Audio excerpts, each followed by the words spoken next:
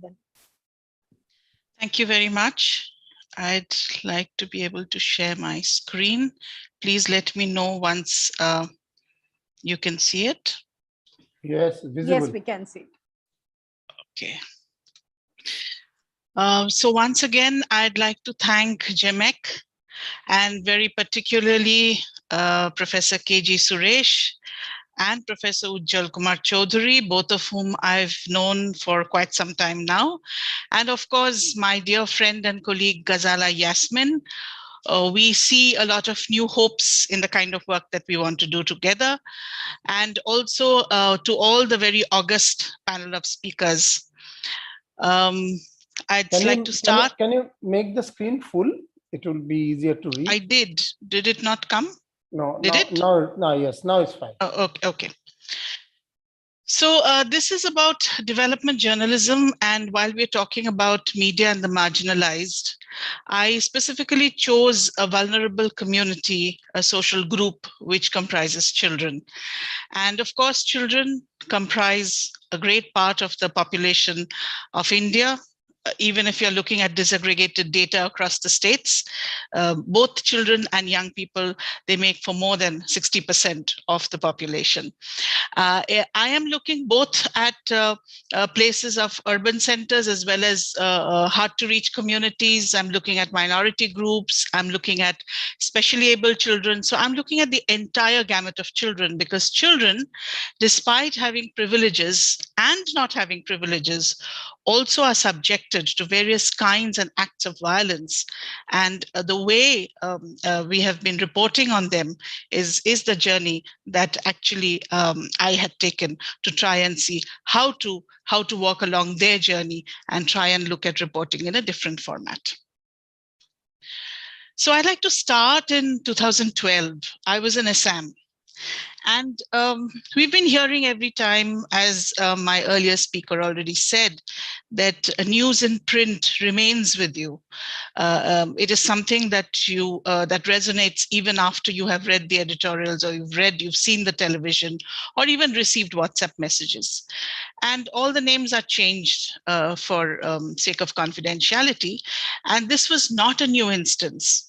But it was an instance again. And another child, this time a girl child, another child who was below 18 years was violated. She was sexually assaulted by a person who was known to her. She was in pain and trauma and all of that we can imagine. And various agencies did not help to remain or keep her identity confidential, and her name was out. She was in more trauma.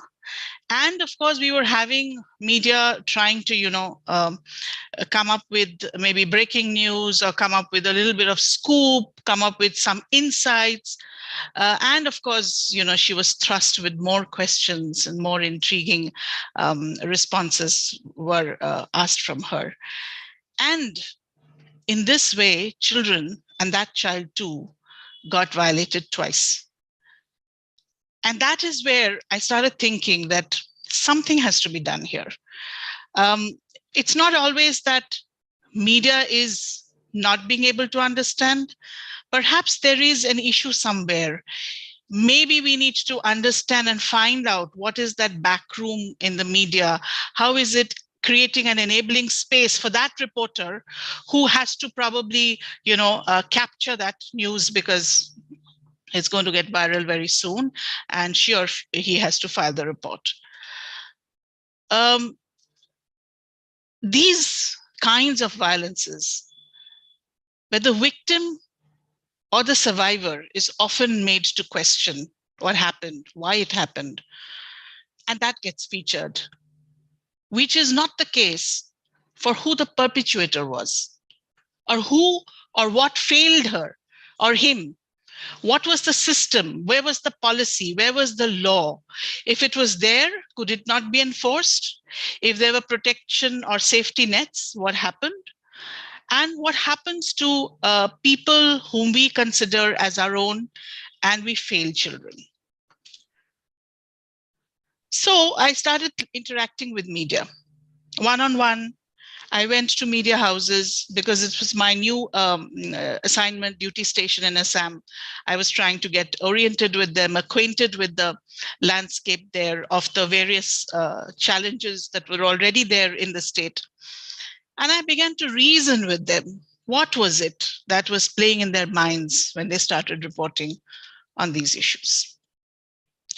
We had some fantastic contributions from various media colleagues. I must acknowledge all of them today, because had it not been them, had it not been their insight, their sharing, their inputs, their critical thinking, probably we wouldn't have been able to undertake this journey.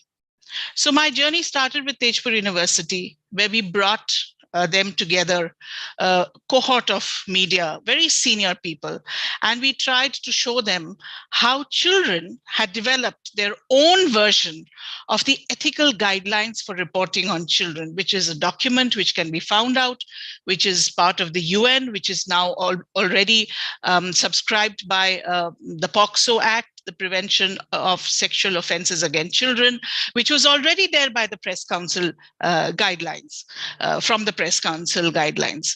And we started looking at how children were interpreting and what is it that they were demanding. And so we started what basically we began as the first rudimentary lessons or tenets of what we called development journalism, and our journey on that. And we were looking at both trying to see how to create a pool of potential media journalists who were going to be media journalists, prospective ones. So therefore, we looked at universities, but we were also looking at practicing media professionals, as that was extremely important. We needed to also capture the now moment. We realized very soon that it needed more engagement. The issue with reporting as it began, and I heard Madam Tapati Basu, who's an institution by herself. For many of us, we look upon her. There is a situation where media houses increasingly are not able to groom their in-house media professionals, and many times organizations and agencies like UNICEF have been asked and requested to be able to facilitate that kind of training. So that training in basic media writing, in basic journalistic skills, nothing related to something specific. But of course, there was something more that we had to offer. We had to offer the entire span of social development and how issues could be interpreted and how definitely they could be written. We had we deliberated with both print and electronic, and we realized that electronic will be slightly more challenging to begin with, as I was hearing the earlier speaker. And I remember a very senior professional in at Assam telling us, you help us to crack our TRPs, we'll help you to do your stories. So then we realize it's not about our stories. It's about everybody's stories. It's about your family, my family, that child's family. It's about the farmer. It is about water. It is about maybe poverty alleviation. It is about the food that the child has. It is also about violence, but it is also about these very important social development indicators. By that time, we had already realized that only working with media and with university will not alone work. So we had to reach out to administrators. And in the University of Tejpur, which even Madam spoke about, there was a fantastic collaboration of professors we had. And we had a week-long deliberation on development communication. And then naturally it grew out into development journalism, and then also into curriculum for C4D later on. And the development journalism got integrated into the curriculum after it went to the academic council. But somewhere I was still feeling that, we'd not done enough. We had experimented with, students through workshop modes. We had given them cameras to capture stories from children by looking at the entire story from the children's lenses. And that opened up entire vistas. But still somewhere we were thinking that we had not reached the mark yet. And then happened the University of Rajasthan, which was basically a kind of a huge milestone in this entire development journalism journey. And so we kind of started with understanding whether development journalism is required anymore, whether there is any relevance of it. And we, through the university, we were in touch with 22 universities, and professors, head of the departments, some vice chancellors were all part of our deliberations, which continued for more than 3 or 4 years. And many of the colleagues that I see here today, which I mentioned already, were part of that journey. And when we started doing that, we realized that everybody had the same thing to say. We need to be able to teach our children, our media students, how to look at covering, the development journalism or journalism for the social development piece, because that is not always interesting. That's not always glamorous. It's not to do with crime. It's not politics. It's not sports. It's not even page 3. And that requires a little bit of more information. It requires more of reading. It requires more of analysis. It needs to, keep abreast of some of the national findings to be able to, understand that, unpack that. And also reporting on children of this kind or on farmers is a very responsible business. And then happened the All India Media Conference, and many of you are also aware of the conference. We started integrating these issues in these platforms so that these begin to there's a buzz around these issues. We're able to create a little more attention towards these issues. And then we started looking at the curriculum once again. We had divided it into 3 areas. We looked at development journalism for postgraduate students. We looked at the faculty development program, because we realized very often this entire thing was, how are you even going to start these courses? You don't have faculties ready. And so we realized that, yes, that was a very big issue. And so we looked at the faculty development course, and also a journalism, a learning course for journalists, just so that they can kind of, look back and see what are some of the additional skills that they can look at. And I'm very happy to hear the Pro VC mentioning about distance education, because we realized from the journalists who are not always able to commit time to, we portion maybe 2 half days together and another additional half day for these sessions that we had with them. But we also realized that we have to make a combination of on-site and off-site and see how we can also do hands-on training and skills building, but also give them the opportunity for looking at distance mode for a certain area. Many of the professors in the panel of the GMEC also are aware of how we try to look at bringing in data journalism, unpacking that data journalism, looking at going and conducting and facilitating those visits to various places, say maybe schools or Anganwadi centers, and trying to catch or file their stories, pick up the interesting stories based on also the data that they had in mind, and together do a very strong and appealing story, one for the print, but also try and see how they can translate that story into other platforms, because every platform of social media has a different language. And if at that time we were in Rajasthan, if maybe a district journalist from Churu or Dungarpur was able to see the potentiality of how his story had become so appealing, which actually did, that it influenced policy. It also was picked up by Guardian. Then obviously storytelling with evidence and data journalism has a big ticket for journalists, even when you're reporting on latrines, or you're reporting on water, or you're reporting on nutrition or undernutrition. So that's how we began, and we picked up from there. And of course, we tried to also pre-test all of them, because that was a very big learning for us of how to actually facilitate the sessions. And my personal endeavor has always been that if I am a college lecturer in any college, I should be able to orient myself, and I should be able to facilitate that learning for children who are going to be our prospective media professionals, because this is a certain course, which is not about only reading and getting marks in academics. It's about practicing it. And from the University of Rajasthan Center for Mass Communication, along with another organization, I have to acknowledge the Lok Samvad Sansthan and Mr. Kalyan Kothari, who were instrumental in facilitating what we called a huge agenda on taking these forward. And then again, we realized that this is fine, but we need to be able to demonstrate what is it that we are saying in terms of making stories powerful, appealing, data, evidence-based, etc.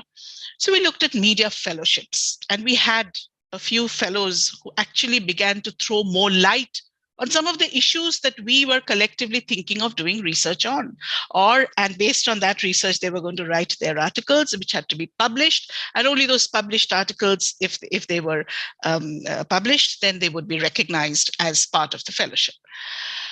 And then there was this interesting question that one of my friends, my now friend, then colleague, had mentioned, that you're talking about child marriage. How are these annulled if they're child marriage? Because they're not registered.